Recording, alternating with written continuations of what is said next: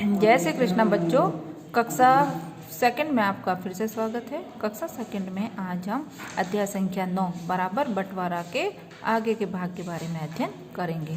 तो प्रश्न उत्तर है बराबर बराबर बांटना। भाग के बारे में हम अभ्यास कर रहे थे 9वें अध्याय में, तो आज हम प्रश्नोत्तर को हल करते हैं। हकीम एक कमरे में 6 कुर्सियां रखता है। हकीम एक कमरे में कितनी कुर्सियां रख रहा है? 6 कुर्सियां। तो बताओ 36 कुर्सियों को कितने कमरों में रखेगा। अब एक कमरे में कितनी कुर्सी है? 6 कुर्सी है और 36 कुर्सियां हैं, तो कितने कमरे चाहिए होंगे उसको 36 कुर्सियों को रखने के लिए? तो क्या करेंगे, 6 का भाग लगा दो 36 में, तो हमें कमरों की संख्या पता चल जाएगी। अब देखिए 6 का भाग लगाना है 36 में, 3 में तो जाएगा नहीं क्योंकि 6 से 3 छोटा है, तो दोनों ले लो। अब 6 का पहाड़ा इतनी बार बोलना है कि 6 का पहाड़ा में इतनी बार बोलना है कि या तो संख्या 36 आए या 36 से कम आए। तो 6 छम 36, 6 का पहाड़ा जब हम 6 बार बोलेंगे तो कितना आएगा? 36 आएगा।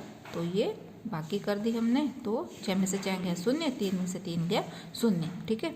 फिर प्रश्न संख्या 2 है हमारी कि कोयल के पास 100 रुपये का एक नोट है। कोयल के पास कितने रुपए का नोट है? 100 रुपये का एक नोट है। दुकानदार इस नोट के बदले 20 रुपये के कितने नोट देगा? अब देखिए बच्चों, हमने क्या किया, 6 कुर्सियाँ थी, 6 कुर्सियों को एक कमरे में रखता है और कुर्सियाँ टोटल कितनी थी? 36। तो हमने 6 का भाग लगा दिया 36 में, तो हमें कितने कमरे चाहिए होंगे? 6 कमरे चाहिए होंगे। वैसे ही कोयल के पास 100 रुपये का नोट है और दुकानदार इस नोट के बदले 20 रुपये के कितने नोट देगा? ठीक है। तो 20 का भाग लगा दो 100 में,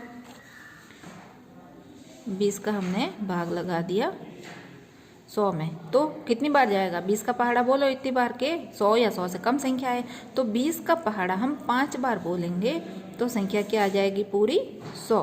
ठीक है। अब माइनस कर दो। अब 0 में से 0 गया 0, 0 में से 0 गया 0, 1 में से 1 गया 0। तो कितने नोट बदले में कितने नोट देगा 20 के? दुकानदार 5 नोट, है ना। 20 को 5 से गुणा करेंगे तो 100 आ जाएगा, है ना। अब प्रश्न संख्या 3 है बच्चों कि गोपाल के पास 18 चॉकलेट है।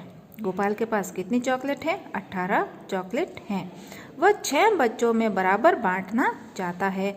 ज्ञात करो कि प्रत्येक बच्चे को कितनी कितनी चॉकलेट मिलेंगी। अब चॉकलेट है 6, बच्चे हैं 18 चॉकलेट है, बच्चे हैं 6। अब एक बच्चे को कितनी टॉफी मिलेगी? देखिए 6 का भाग लगा देते हैं 18 में। ठीक है। अब 6 कम 6, 6 दूनी 12, 6 तिया 18। 6 का पहाड़ा 3 बार बोला तो संख्या कितनी आ गई? 18। बाकी कर लो, 8 में से 8 गया 0, 1 में से 1 गया 0। तो प्रत्येक बच्चे को कितनी टॉफी मिलेगी? 3 टॉफी। तो एक बच्चे में कितनी टॉफी बढ़ गई? 3 टॉफी आएगी एक बच्चे को। ठीक है। ऐसे ही प्रश्न संख्या 4 है कि 28 गन्नों को गोमती कितने बच्चों में बराबर बराबर बांटेगी कि प्रत्येक बच्चे को 2 गन्ने मिल जाए। अब गन्ने कितने हैं टोटल? 28 गन्ने हैं, है ना, और बराबर बांटने हैं ताकि एक बच्चे को 2 गन्ने मिल जाए। तो उसके लिए हम क्या करेंगे, 2 का भाग लगा दो 28 में।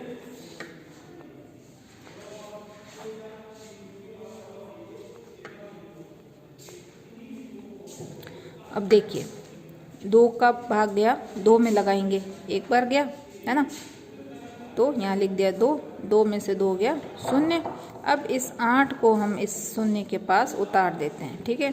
अब 2 का भाग लगाओ 8 में, 2 चौके 8, ये लिख दिया 8। अब कर लो बाकी, तो 0। तो 14 बच्चों में बराबर बांटेंगे तब एक बच्चे को 2 गन्ने मिल जाएंगे। ठीक है। अब प्रश्न संख्या 5 है बच्चों कि 32 पतंगों को कितने बच्चों में देवें कि प्रत्येक को 2-2 पतंगे प्राप्त हो। पतंगे कितनी है? 32, और प्रत्येक बच्चे को 2-2 पतंग आनी चाहिए, तो कितने बच्चों को देनी है? बच्चों की संख्या ज्ञात करनी है। तो हम 2 का भाग लगा देंगे 32 में। ठीक है। अब 2 का भाग दो पहले 3 में, क्योंकि 3 बड़ा है जाएगा, तो 2 के पहाड़े में 3 तो आता नहीं है, तो 3 से कम संख्या लेते हैं। तो 2 1 कम 2। अब क्या करना है, बाकी करनी है। 3 में से 2 गया, पीछे बचा 1। अब इस 2 को यहाँ उतार लेंगे 1 के पास में। अब भाग लगाना है, 2 का भाग 12 में लगाओ।